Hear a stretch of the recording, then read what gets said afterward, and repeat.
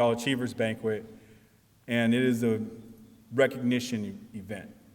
And so for a lot of our students, they're being recognized for some high achievements, and for some of our students, they're being recognized and taking the first step in that next part of their life, that next part of their journey.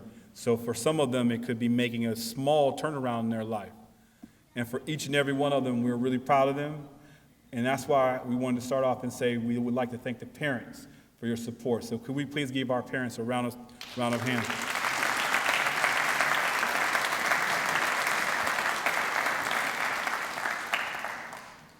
I'd like for Carl Rabin to come out and lead our program. We have an amazing program lined up for you. And I want to thank Carl for his almost 20 years as a Breakfast Group member. Here's Carl Rabin. And now it's my opportunity to introduce to you the law professor Joe Knight. I think he's in the audience here. I'm told he's here. There's a lot of information in the program booklet, once again, if you want to take a look at that. But basically, Dr. Knight has been a professor at University of Washington, been the dean of the law school for many, many years. He's currently at Seattle University. In addition to that, there's just a very, very long list of his accomplishments and the kinds of organizations he's been working with. He's on boards and directorates and what have you. He's very much engaged in society, really, in trying to make it a better place. And he's very focused on helping youth to attain higher levels and to be all they can be. So with that sort of brief introduction, I'm going to turn it over to Dr. Joe Knight.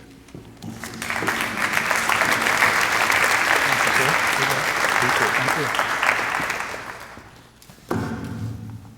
See if I can make it a little louder. Everybody's all right? Good afternoon. Good afternoon. I hope everyone's doing well. I am here. I am happy. I am honored. I'm healthy to be with you on this heroic and historic opportunity to celebrate our heroes, these young men who have achieved so much already in their lives. Now, some of you might have wondered when I start with all of the H's what I'm doing. Well, this is going to be an evening of H's. Actually, it's going to be an evening of alliteration. Alliteration, as you might know, is the beginning of a sentence or a list of things, 2, 3, 4, and all of them start with the same letter or the same set of letters. And I find it an effective way to help people think about things. And we've already heard a lot of the things that I'm going to talk about today because we've heard words about path and pathways. We've heard words about parents and parenting. We've heard words about progress and progressing. But none of those are going to be the 5 P's that I'm going to leave you with today. The 5 P's.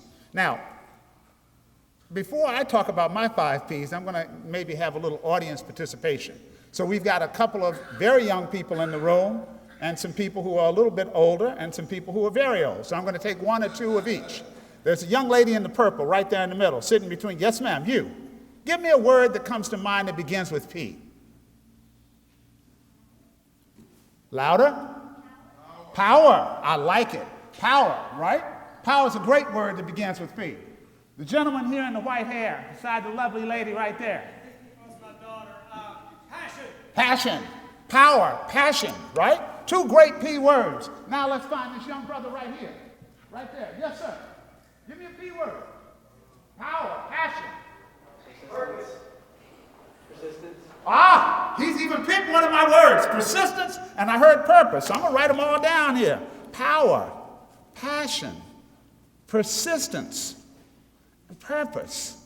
Think about this. Think about these words. I sometimes think that if you take just one letter in the alphabet and think about the ways in which that one letter can have an impact on you, you can begin to understand why this is such an important sort of evening for us, an afternoon for us.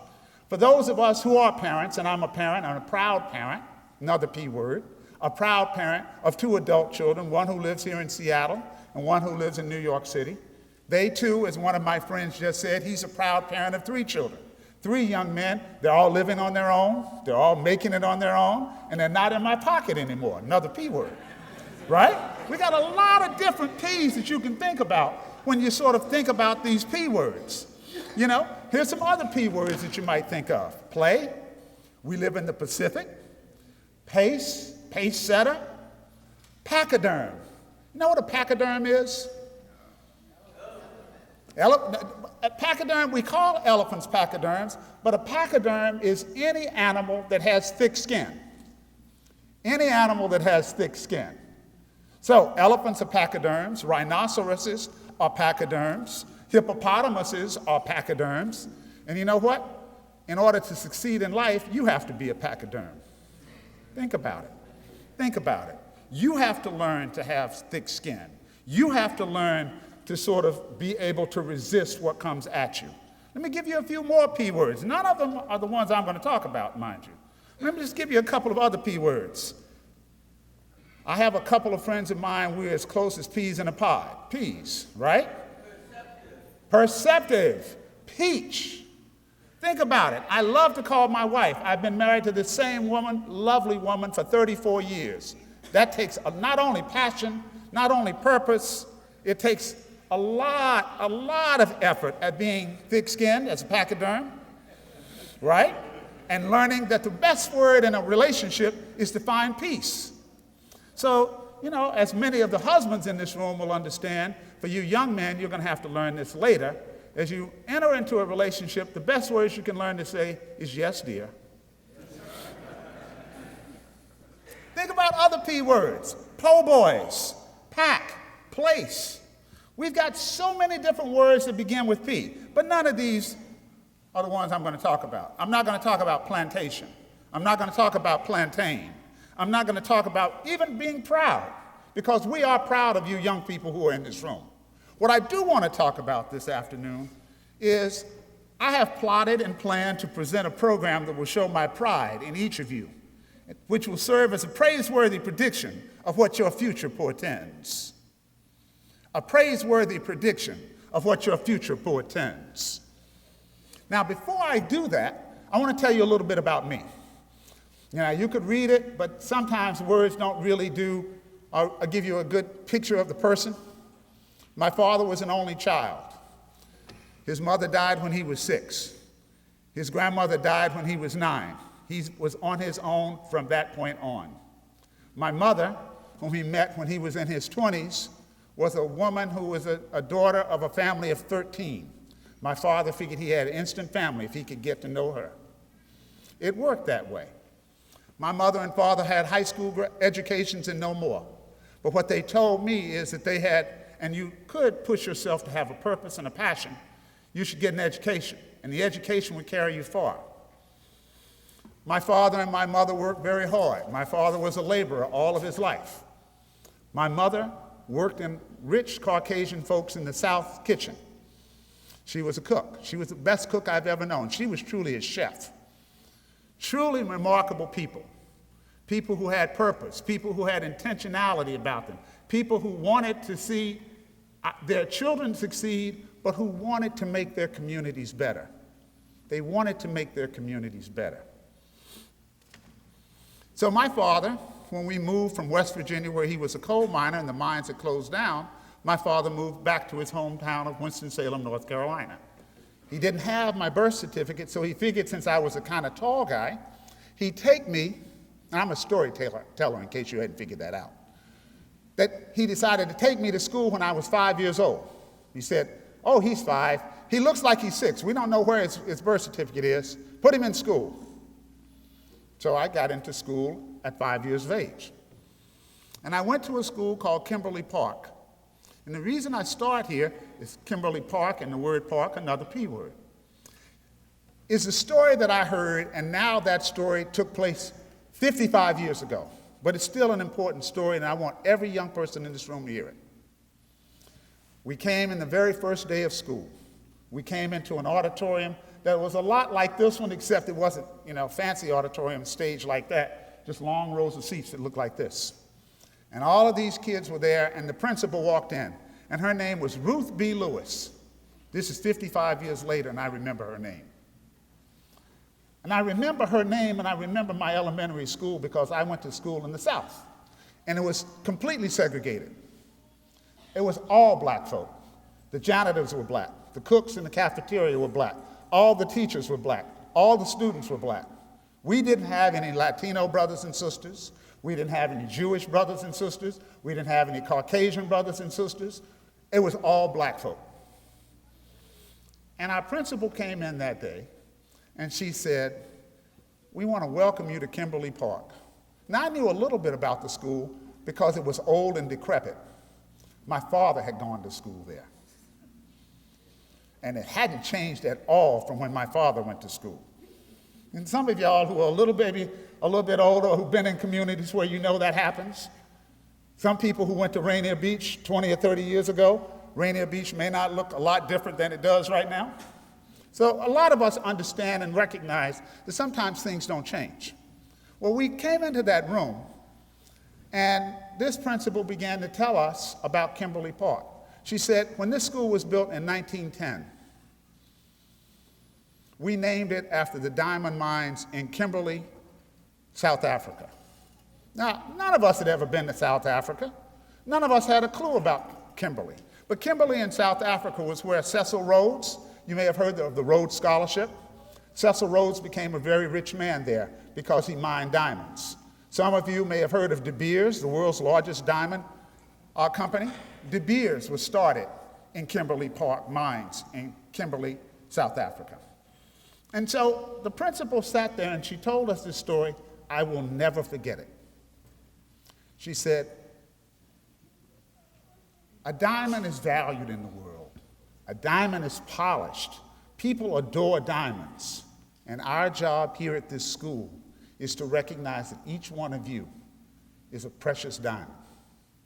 Each one of you can be polished so that the world adores you. Each one of you has all the potential that's possible in the world if you just let your light shine. And she said, let's think about how diamonds are made. Because diamonds are made from carbon, coal, actually. And so, of course, the kid who's there at 5 years old, whose father was a coal miner, his ears perked up immediately. Coal, yeah, I can understand that. I can remember my father coming in from the coal mines. And the idea was, if you put enough coal under pressure under the earth, where the pressure of the earth just pushes it down like this, over a period of hundreds, maybe thousands of years, you find diamonds. That coal gets compressed into something remarkably valued in the world, diamonds. And her response was, that's our job here at Kimberly Park Elementary School. We're going to put the pressure on you, and we're going to make each one of you a diamond. And we're going to shine up the rough edges, and we're going to allow you to let your light shine. Now think about that. For a 5-year-old, hearing this, I still sort of get a little goosebumps when I talk about it, because it stayed with me. And so what I want to do tonight, or this afternoon, is I want to talk to you about really something very simple. Each of you is a diamond in the rough, young men. Your parents know that. Your family members know that. Your teachers know that. Those members of us of the breakfast group know that. But what we need you to know is that we need you to know that. Each one of you is a diamond in the rough. Each one of you has the potential, and it's no longer sort of a dream beyond imagination, the potential to become president of the United States. Now, y'all should thank me for President Obama becoming president, because I met him when he was a senator 2 years before he was running. My wife and I were at an event. He came up, and the photographer was taking a picture. My wife was standing there having a conversation with him, and so she asked him the question, what you gonna do? Are you gonna run or not? And President Obama, whom I've had the pleasure of meeting on 4 different occasions, the president, not then the president, looked at her in his own inimitable style and said, what do you think I should do? So my wife said, you should run and win. This is a true story. I'm not making this up. I'm not making this up. She said, you should run and win. Now, I kind of believe he already knew he was going to run, and I kind of believe he knew that he was going to win.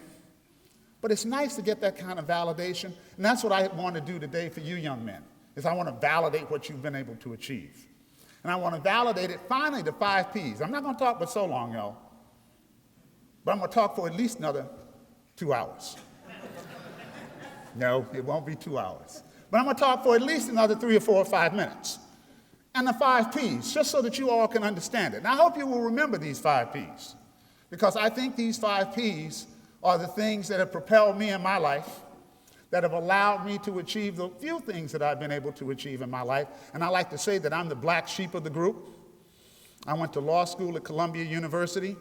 One of my friends is the chief judge in the District of Columbia. Another one of my classmates just stepped down from being the United States Attorney General. Another of my classmates is a federal judge on the Court of Appeals. And I'm just talking about a few of the black men that I went to school with. So I feel like I'm the one that let everybody down because I didn't achieve much. But I can tell you that the 5 P's have helped me to achieve what I have been able to achieve. The first one is preparation. Going to high school, getting up every day, putting your shoes on and working hard, preparation. Preparation, a lot of people will say, well, you just got lucky. Bill Gates got lucky. No, he didn't. Bill Gates prepared for the successes. Barack Obama got lucky. No, he didn't. He prepared. Anyone who achieves anything in society, luck is involved, but preparation is the most important thing you can do. Preparation is the most important thing that you can do, because if you prepare yourself, at some moment in time, an opportunity will present itself. And if you are prepared, when that opportunity presents itself, you then can take full control and seize that opportunity.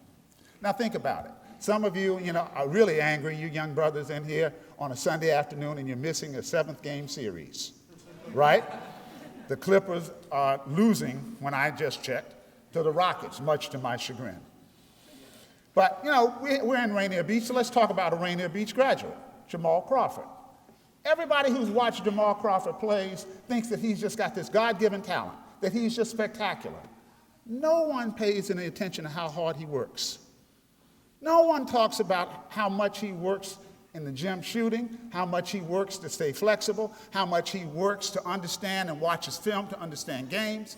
No one pays any attention to that. They just think he's a natural, gifted athlete. The same that we say about someone like LeBron James. You can't succeed unless you prepare. So preparation is the most important thing any and all of you can do. And what you have to understand, that there will be episodes in your life that you will think are absolutely meaningless. They will prepare you. So you wake up every single day, and whatever happens to you on that day, whatever happens to you, take it as a learning experience, because that learning experience will actually prepare you for something that will happen tomorrow or the next week or the next year. Let me tell you another P word, perspiration. You might see it up here, because every time I get in front of an audience, I'm scared. It may not seem so, but I am. There's fear about talking to a group of people. But perspiration is absolutely essential. Perspiration. You got to work at it. You got to sweat with it. You got to keep your nose to the grindstone. Some of you have achieved that because you've made great progress from grades that were at one level to grades at another level. Some of you have achieved that because you were truant and didn't go to school, and now you're going to school. Some of you have achieved that because you have been elected and been chosen by your fellows to be leaders. Those are all important things, but all of those require perspiration. There's nothing wrong with sweating. I want y'all to hear me say that. There is nothing wrong with sweating. You can put on a suit. There is nothing wrong with sweating. You can work all day long. Stink up the suit. There is nothing wrong with sweating. Because if you don't sweat, nothing good will come. Nothing good will come. So, preparation, perspiration. I cheat on the third one. Principled application. Principled application. We all have to have integrity. We all have to act with a moral authority that can only come by our having principles. Now, your principles don't have to be mine, but I think most of us know what those principles are. How you treat people, whether you offer folk respect, whether you offer people the chance to speak their minds, and you give them the opportunity to speak their minds, and you listen intently. whether you curse someone out or not. There are lots of principles. We all know them. I don't have to tell you. Be honest, brave, trustworthy, all the Boy Scout things. I don't have to tell you that. You know what it is. But the key is, whatever the principles you have, you must apply them every single day. Carry yourself not like this. I don't even care if you wear your pants down here. I don't think it looks that good, but that's fine by me. What I want to do, and I want you to do, is I want your shoulders to be broad. I want your shoulders, the head to be up. I want you to look people in the eye. I want you to shake my hand with some firmness and authority. I want you to be willing enough to ask for help when you know you need it. I want you to be honest enough to admit when things aren't going your way and you need a little help. I want you to be willing to help the brother there that needs your help. But you have to have principles. You have to have principles. I ain't nobody and you ain't either. I'm not going to put you up on the pedestal. And I don't want you to put me up on the pedestal. What I want you to do is I want you to be able to look anyone in this room, and whatever decision you make, you think you can justify your decision. Don't ask the question, well, what would mama think? You should think that. Don't ask the question, how would it look in the newspaper? Because you already know how it would look in the newspaper. What I want you to do is I want you to apply yourselves in a noble way so that you act with principle, that you demonstrate your integrity, that no one can challenge who you are as a man. No one can challenge who you are as a human being. I don't want you to disrespect a woman. I don't want you to treat a woman badly. You should never raise your hand to anybody, let alone a woman. These are principles. And if you don't have them here, if you don't have them now, you better learn them. Because you cannot succeed in life unless you do. Principle application, perspiration, preparation. These are the things that will make every one of you men that we aspire to become when we reincarnate ourselves and come back as little children. I want you to see that. I want you to hear that. Because I do believe some of us come back. When we don't live a good life, some of us get stuck here. When we, in fact, live good lives, there may be rewards for us afterlife. But I can assure you that while you are living, everybody is watching what you're doing. There's a young brother right there in that plaid shirt, handsome young brother. The young brother right in front of him, you are his role model, whether you know it or not. The young man right there, you are his role model, whether you know it or not. If you don't carry yourselves with principle, how is he ever going to learn? Mama might try, aunt might try, but it's up to all of us in the community to demonstrate that. Principle application. Now, y'all stole my fourth word, persistence. This is a word that I think is the most important that you can have beyond preparation. Persistence. It never comes easily, young men. It never comes easily. The man who taught me corporations law in law school was a brilliant lawyer who I truly admired. He died in February at the age of 75. And I, to this day, remember what he told me when I went to argue about my exam in corporations. I had written 7 blue books. I thought I knew everything there was to know about a corporation. And he gave me a B. Notice what I said. He gave me a B. Notice how I said it. He gave me a B. And of course, being who I am, I'm going to go and get into his face. Tell me why you gave me a B. And his response, that's what you earned. That's what you earned. And then we proceeded to have an hour conversation, and he explained to me why he didn't think I had earned an A. And I understood every word of it. But I still wanted that A. And then he gave me just a little nudge that I needed. He said, you know, Mr. Knight, with a little bit of luck, a little bit of hard work, you might be able to be a good corporate lawyer. Now, see, some of you might have taken that as an insult. I did, just to be honest. I took it, how can this man tell me I might become a good corporate lawyer? So guess what? I didn't get mad. I didn't get angry. I decided to get even. So when I saw him about 8 years ago when we were at a seminar session out in Colorado, I told him, well, you know, I sit on the board of directors of a Fortune 100 company. I've been able to follow your footsteps and teach corporations in law school. I still have great admiration and respect for you. And he looked at me and he said, I'm glad you persisted. I'm glad you persisted. Because that's what happens. If you persist, even in the face of obstacle, if you persist, even when people tell you you cannot, if you continue to believe in yourselves, guess what will happen? You will not only see progress, you will see reward.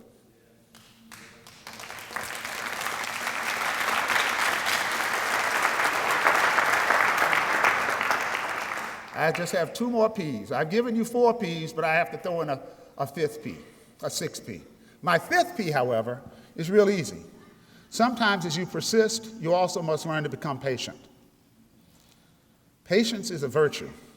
Patience is something that most of us as young people don't have. You have to get a little gray to recognize that it all doesn't come immediately. You have to get a little year worn. You have to have a few battle tests before you understand that sometimes the rewards come later, they don't come immediately. So you have to have some patience as you go forward. So preparation, perspiration, principled application, persistence, and patience, I think leads you to know the path that you can take to become successful in the world. And that leads me to the 6th and final P, perspicacity. Oh, gave you a new one, didn't I? I thought about panjandrum. I thought about a couple of other P words, but perspicacity. Perspicacity means that you have a keen mental perception and understanding, that you actually discern what's going on around you. If you take the first 5 P's, you will then understand that you can have perspicacity, that you will be able to understand what goes on in the world, that you will be able to figure out how we might be able to tackle some of the problems that people say are absolutely insoluble. I think, and this is why I'm a teacher, I think you all are much smarter than I'll ever be.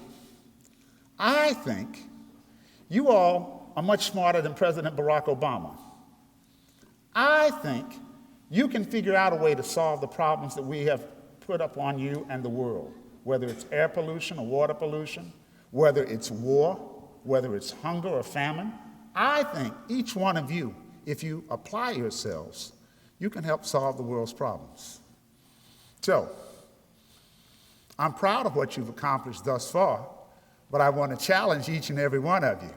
I want to challenge each and every one of you to think big, to think broad, to think globally.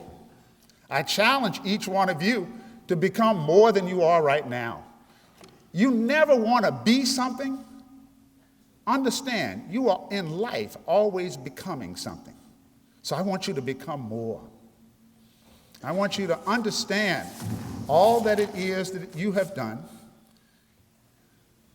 to this date prepares you for what steps you take later today and what steps you take tomorrow. And when I said I was scared, and let me end by simply saying this. This is a poem.